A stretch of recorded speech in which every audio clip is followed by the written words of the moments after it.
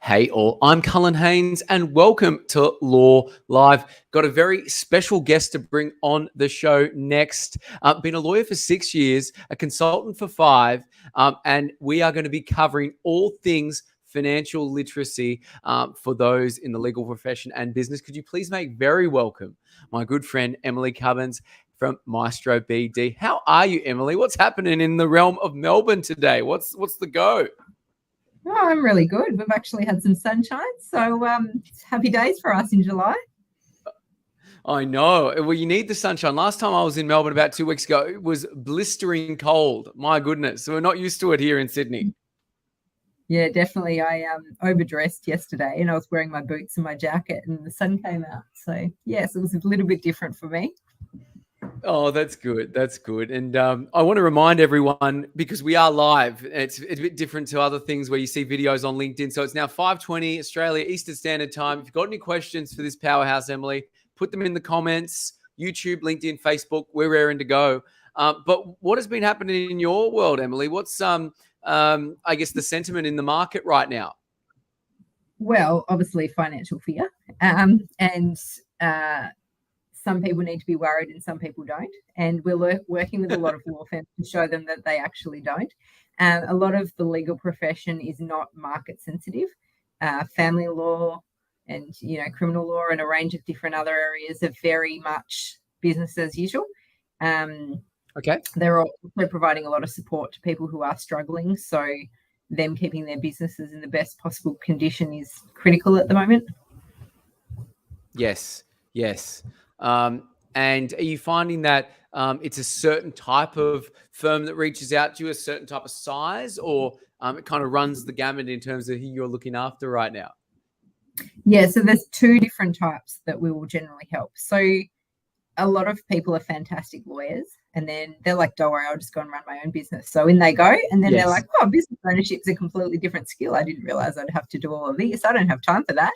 And so then we come in for the scaling part of that and show them what they need to be doing and what they don't. A lot of lawyers love doing the legal work. So practice managers and accounts people and other staff will actually pick up a lot of the business owner's responsibilities. You need to be across it, but you don't have to do it. So delegation is a huge thing.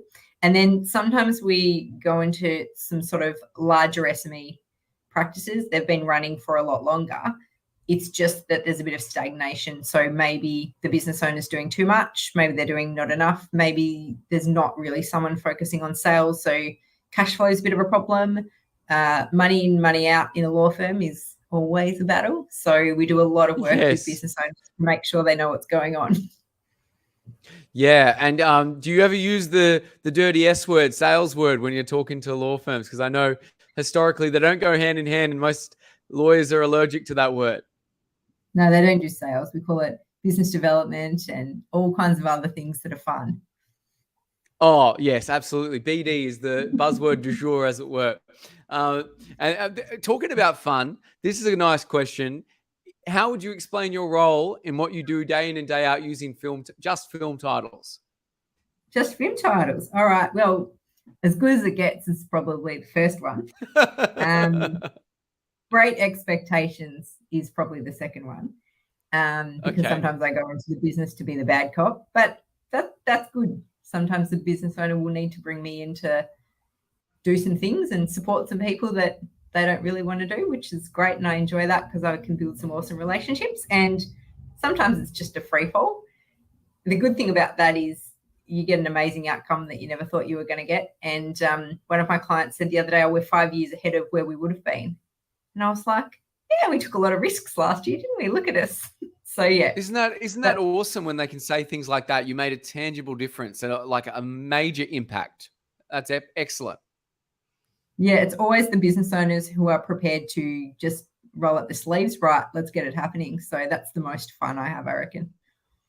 Yeah. And talking to that financial literacy piece, which we open with, how important is it to not only a law firm's business, but anyone's business having that sound financial literacy?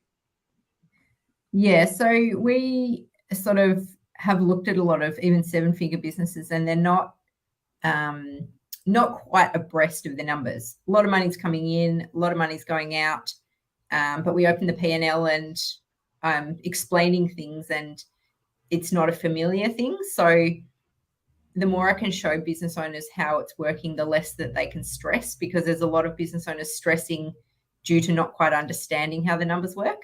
And so once we show them, a lot of the time they can sleep at night. That's so good. You give them the peace of mind that this is nothing to be worried about, or actually we should probably turn our focus to this to get this sorted.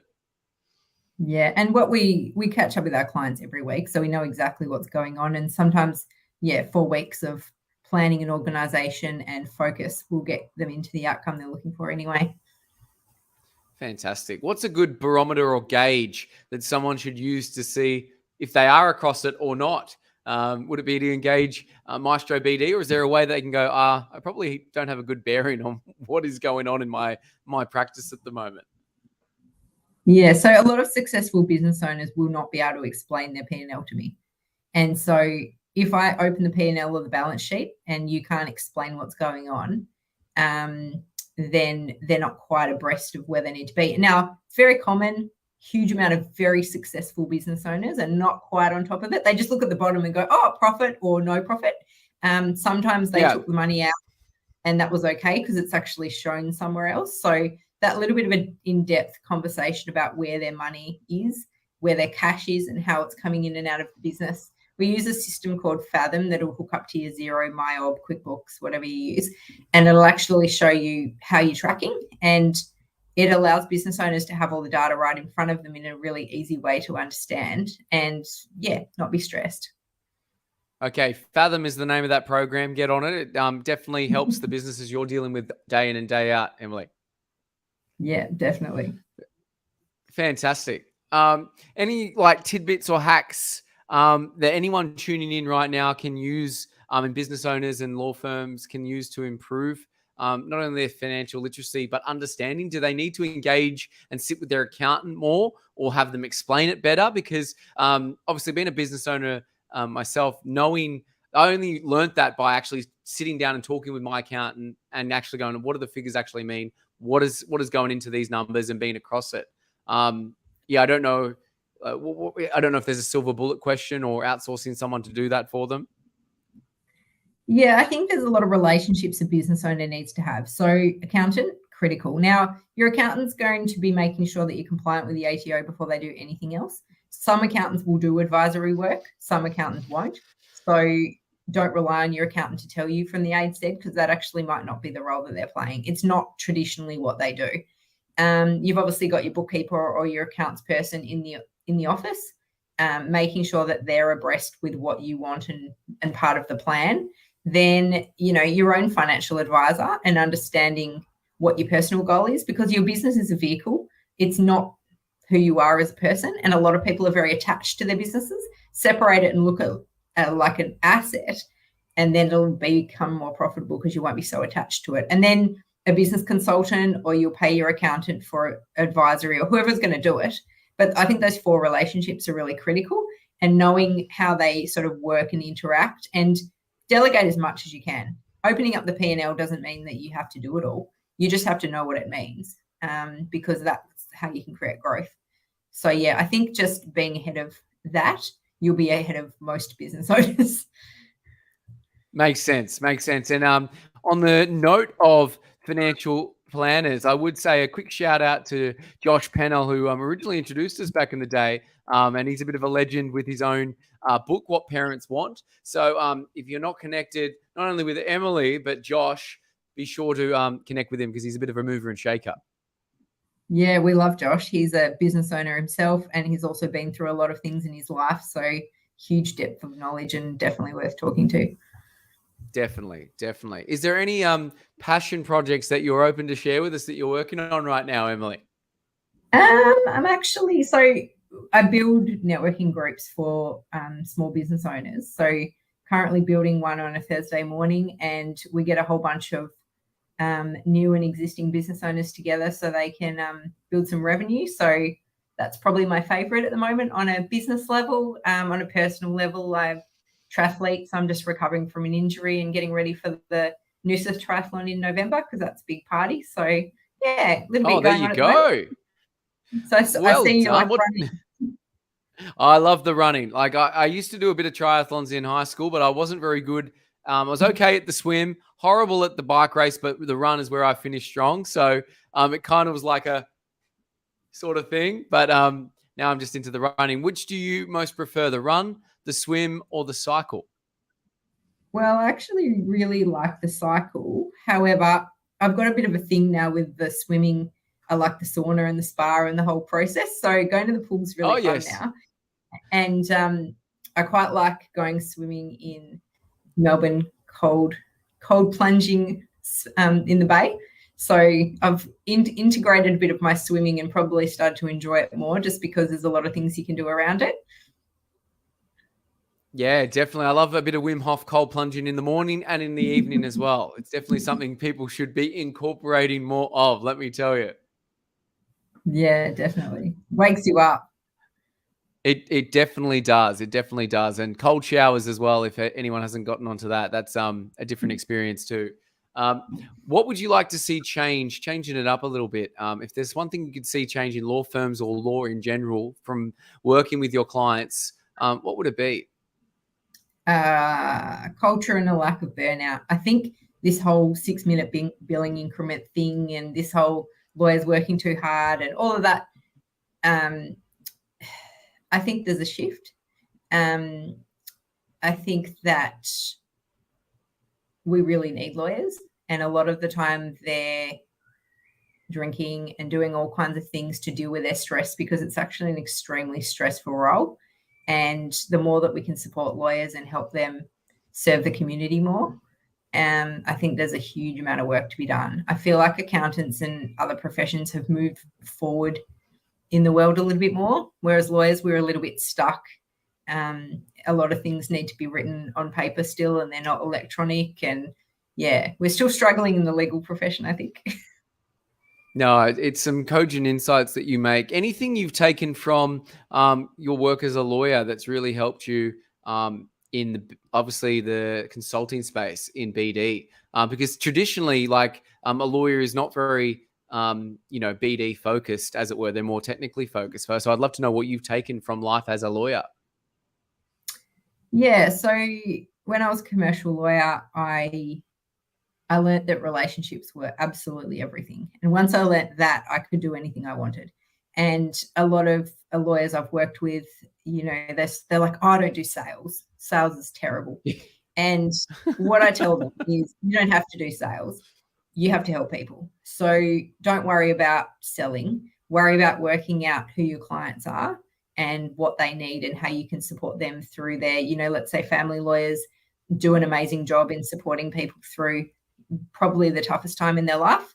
So don't sell, support, and you'll get the same outcome. Oh, I love that. I'll put that as a thing. Don't sell, support. I think that's a nice little catch cry that people can tune in. I see we're getting a few viewers that are getting in there. And anyone tuning in, lessons for young professionals starting their career, not only in law, but maybe starting a law firm, being an entrepreneur, starting their business. What's something you'd like to impart on them before they get on get into their journey? I do a lot of mentoring with young lawyers in the firms, and I always tell them your value is not doing the work, because we can hire anyone to replace you to do that. Your value is the relationships that you can build and the work that you can bring and the other things that you can generate as a lawyer in the firm, because when you can do that, you can always feed yourself. If you want to be a partner, you can be a partner. If you just want to get paid really well and have an amazing life, you can do that. So if you can get a good mix between having strong legal knowledge and building relationships that will carry you through, where you can support each other and share work, you'll never have to do sales, but you'll make good money, which is, one of our goals. No, of course. And on that note of, it sounds like a very collaborative mindset that you're supporting and actually putting out there, Emily. Is that true? It's not like a scarcity mindset where there's only enough work just for you. It seems like there's this give, like give as gain, like Gary Vaynerchuk talks about, is something you're maybe subscribing to as well. Yeah, I think there's enough there's always enough for everyone. And we do a lot of teamwork stuff with the lawyers within the firm, and the more they can help each other, then everyone wins. And, you know, everyone has a different goal for their career. And I think that if we can be understanding and communicate, and we can do problem solving together, then everyone wins. Good. Very, very sound points you're making there. Just for the people that are tuning in, maybe they don't know they've got an issue or an opportunity in their business. What are the, I guess, the 3 top things that people are coming to you, or problems that you are solving for people at Maestro BD? So started a law firm and really want it to become something, but not enough hours in the day. They're one of my favorite clients because there's just so many opportunities. We help with the first hires and all the things that you have to do for the first time. And then, you know, you're in a small to mid-size law firms that are not actually moving forward. You're making decent money, but it's a job. We work with a lot of business owners to not work so often. I think Josh Pinnell will tell you, you know, the family thing. If you can get that right, you can have a lot more holidays. I have a mental breakdown when I hear business owners having four weeks holiday a week. You're on the line with your business and you're working super hard and you do more than everyone else. And if there's not enough money to pay the wages, you're the one who misses out. Yet you're only having four weeks of leave a year. So I always try. Correct. Try and create some, you know, opportunities, because they'll go from working in a firm to working in their own firm and they just do exactly what they did in the last place. And so taking that job mentality to the business owner, because as a business owner, you have a huge amount of responsibility and you probably actually need some more holidays because of it.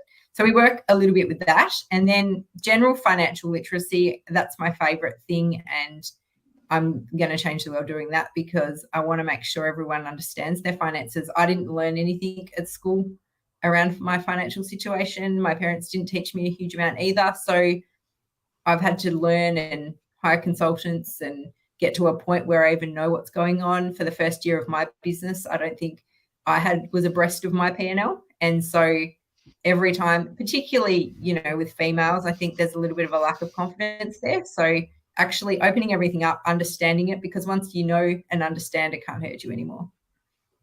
No, I love the fact that you're going to change the world. And I know you can do it, Emily. If there's anyone, it's you. I love that. And final question before we get into bonus questions. When all is said and done, how would you like to be remembered?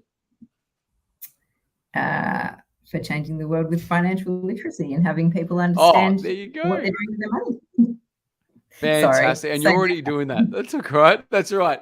Ad infinitum, the same as above, so below. No, really appreciate that, Emily. And where can people find you? Where are you hanging out the most? What's the best way to get in contact?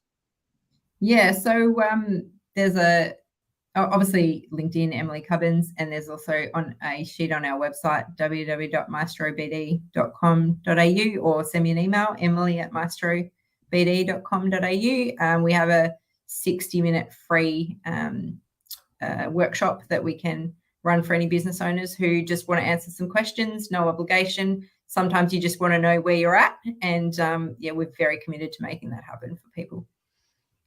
Fantastic. So I put those notes on there and I'll put them in the show notes as well. Be sure to get in touch with this powerhouse. And thank you so much, Emily, for giving up your Wednesday evening to talk to my network and the wider YouTube, Facebook, LinkedIn community as well. It's been great. Oh, thanks for your time. It's been a pleasure. My pleasure. And if you know a legend of law or a legend of law yourself, please feel free to get in touch. We come out every Wednesday, chatting to a powerhouse in the industry. And we'll upload this episode with Emily later on in the week on our podcast, Law Live. And also, too, if you're a firm looking to engage or support your existing staff and you've heard about our own staff benefits program, be sure to get in contact because we are introducing that in spades to a lot of the top 50 firms. Bring you back, Emily. Bonus questions. If you could explain your role to a 6-year-old child, how would you do that? I'm helping people put their money together so they can have a good life. I love that. So good. So simple. Nice and easy, which is The most important thing. And last but certainly not least, if you could give yourself advice at any age, what would the advice be? And what age would you go back and talk to yourself? Oh, right back into like primary school age, young. Slow down. I have been in a rush for my entire life. I don't know what I was rushing towards or what I thought I was going to sell, but I need to slow down, and I still need to slow down because I get way too excited and way too distracted. I think sometimes just getting a couple of things done is still a huge achievement rather than starting 10 and finishing 2. So slow down. Good point. Good point. And I think I can take on board that feedback if you gave that to me when I was very young as well. Well said, Emily. And thanks for coming on the show today. It's been fantastic. Great. Thanks for your time.